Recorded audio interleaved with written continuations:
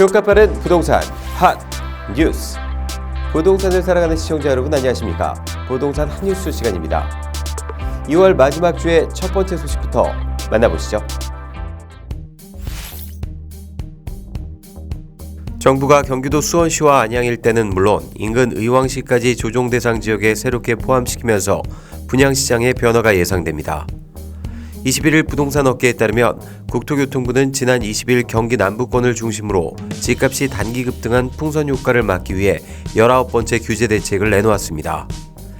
이번 대책으로 수원과 안양시 만안구, 의왕시가 신규 규제 지역에 포함되면서 전매 규제와 대출 규제가 한층 강화됩니다. 현재 추가 조정 지역들의 연내 아파트 분양 예정 물량은 약 15,695가구입니다.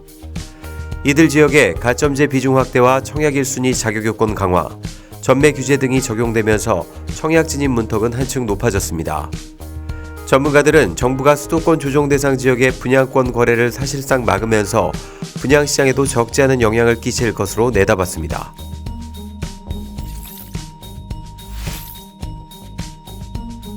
정부가 수원, 권선, 영통, 장안구 등 경기 남부 일부 지역을 조정 대상 지역으로 추가 지정하자 해당 지역에서 부동산 매수 문의가 눈에 띄게 감소했습니다. 일부 단지의 매매 호가가 최대 1억 원까지 떨어졌습니다. 21일 일선 중개업소들에 따르면 분위기가 가장 크게 달라진 곳은 수원입니다. 기존 조정 대상 지역이었던 팔달구는 물론 새롭게 지정된 자치구의 매매 분양권 호가가 일제히 떨어졌습니다. 안양 만안구와 의왕에서도 투자 문의가 끊겼습니다. 인근 K공인 대표는 8억 원대 전후로 형성된 호가가 규제 발표 이후 내려가는 분위기라고 전했습니다. 추가 규제를 비켜간 용인과 성남 등은 안도하는 분위기입니다. 이미 조정 대상 지역이었던 성남과 용인, 수지, 기흥구는 투기과열지구 등으로 추가 지정되는 것을 피했습니다.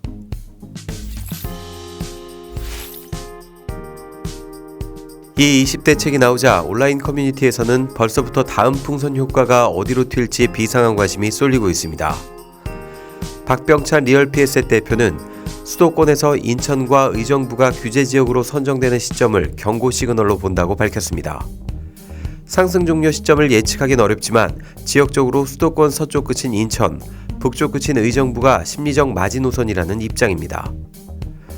두 지역은 각각 GTX-B와 GTX-C 노선이 예비 타당성 조사가 면제된 후 예비 역세권 위주로 시세가 우상향하고 있습니다. 하지만 수원, 영통, 권선, 장안, 안양, 만안, 의왕 등에 비하면 이들 지역의 매매 가격 상승률은 아직 미미한 수준입니다.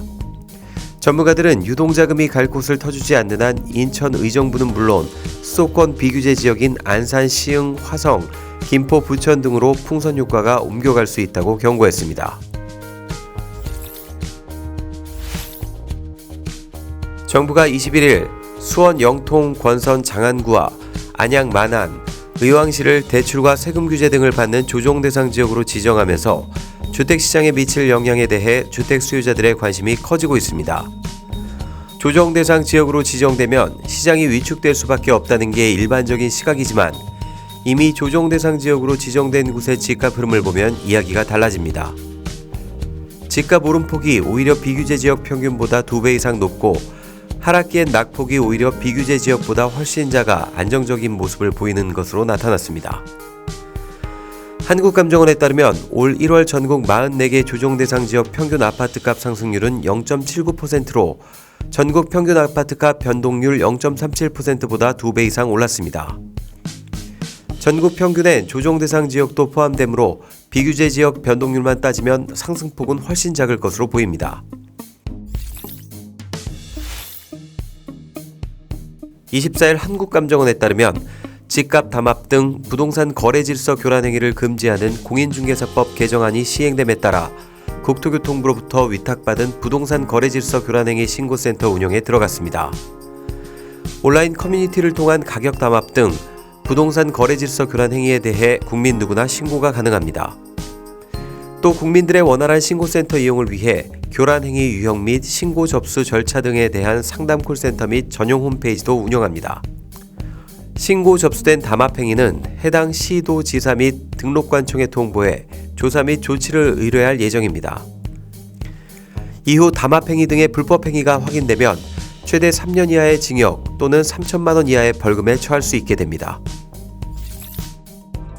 복잡한 부동산 한 뉴스와 함께라면 어렵지 않습니다. 저희는 다음 시간에 또 다른 한 뉴스로 찾아뵙겠습니다. 여러분의 구독과 좋아요는 우리를 핫하게 합니다.